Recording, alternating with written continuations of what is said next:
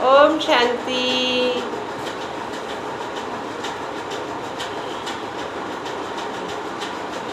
मैं आपको एक छोटी सी गुजारिश करना चाहूँगी, यदि आपको पसंद आए तो लाइक कीजिएगा। मैं आपको यही बताना चाहती हूँ कि कभी भी आपके जीवन में कोई भी कठिन समय आए, आप उदास भी हों, कभी भी नेगेटिव ना होना। नकारात्मक सोचने से क्या होता है, हमारे जीवन में परेशानियाँ आती हैं। हमेशा सकारात्मक सोचें। सकारात्मक सोचने से हमारा जीवन अच्छा और निर्विघ्न बनता है। ऐसा नहीं है किसी के जीवन में दुख परेशानियाँ नहीं आती, हर एक के जीवन में आती हैं। परिस्थितियाँ हर एक किसी को फेस करनी पड़ती हैं। ये अपने ऊपर निर्भर करता है कि हम उसको किस नज़रिए से करते हैं। कोई कहते नहीं परेशानियों में बिखर जाता है, कोई निखर जाता है। यदि हम बिखर गए तो हमको समेटने वाला कोई तो चाहिए। जब मुझे मालूम है कि मुझे समेटने वाला कोई है नहीं, तो हमको बिखरना नहीं है, अपने को क्या करना है, निखारना है। जैसे कमल होता है ना, कीचड़ के साथ रहता है, फिर भी न्यारा और प्यारा रहता है। उसका पूरा परिवार कितनी गंदगी में रहता है। कमल की जड़ भी गंदगी में होती है। कमल ककड़ी, कमल गट्टे, कमल पत्ते, जो भी कुछ होता है सारा कीचड़ के अंदर होता है। लेकिन एक फूल ही ऐसा होता है जो कीचड़ के ऊपर होता है।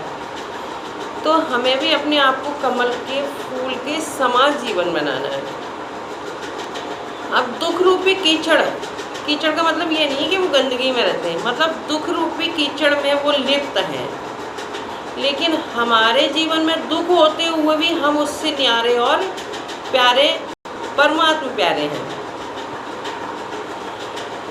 तो जो चीज़ ऊपर की ओर जाती है ना, तभी तो कहते हैं ना ऊपर वाला जाने, तो वो ऊपर वाले से कनेक्ट हो जाती है।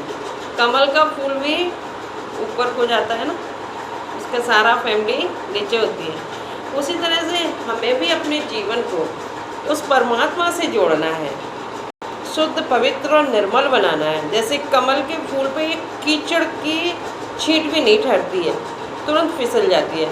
इसी प्रकार हमारे जीवन में किसी भी परिस्थिति का कोई असर नहीं होना चाहिए।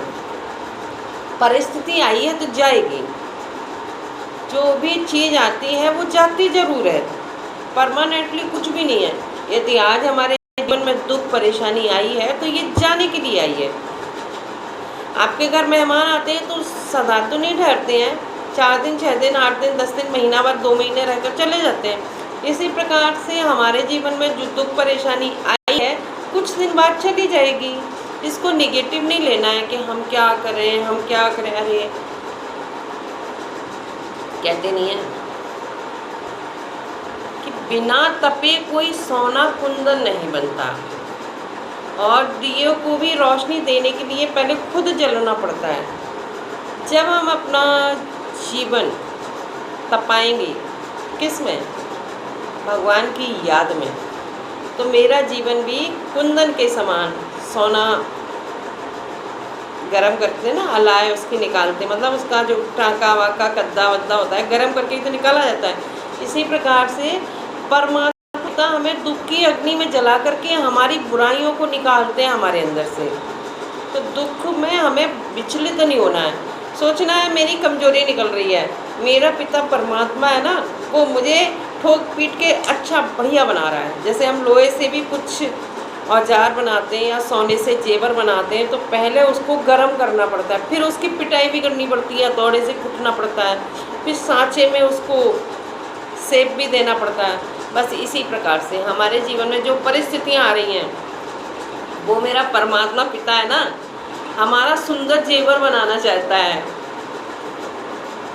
तो हमें सुंदर जेवर बनना है तो कुछ तो सहन करना ही पड़ेगा। देखो, जब सोने का हार बनता है तो पहले तो उसको हार ही माननी पड़ती है, उसका नाम ही पड़ जाता है हार। तो पहले तो हमें अपने जो क्या बोले उसको किसी भी अपने ईगो के आगे हार मान लेना चाहिए। कहते हैं ना हमारे अंदर बहुत अहंकार है, तो हमें अहंकार के अंदर आगे हार मान लेनी चाहिए, पॉजिटिविटी के आगे नहीं माननी है। अब हार है ना, वो तपने से थोड़ी हार मानता है सोना, तपने से मान लेगा तो वो बन ही नहीं पाएगा। लेकिन जब वो हार बन जाता है फिर उसको कितनी सेफ्टी से रखा जाता है, लॉकर में रखा जाता है और मतलब तिजोरी में रखा जाता है, कितने संभाल के, कितनी सेफ्टी से, कितने अच्छे मखमल के कपड़े में लपेट के, डिब्बे में बंद करके बहुत सुरक्षित रखा जाता है। जब उसको पहन के जब निकलते हैं ना तो हमारी सुंदरता भी बढ़ जाती है उस सोने के जेवर को। तो हमें भी सोने जैसा बनना है तो तपना भी पड़ेगा, पिटना भी पड़ेगा, कुटना भी पड़ेगा, कसना भी पड़ेगा, सब कुछ सहन करना पड़ेगा, तभी तो हमारी सेफ्टी परमात्मा पिता करेगा। जब वो हमको अभी गढ़ रहा है ना, गढ़ रहने का मतलब बना रहा है, तो जब वो कोई चीज़ बनती है तभी तो उसको सहन करना पड़ता है, बन जाती है उसके बाद तो वो सुरक्षित ही हो जाती है।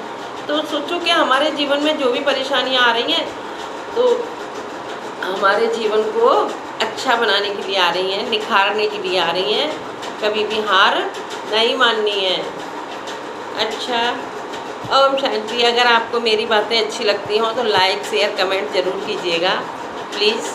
ओम शांति।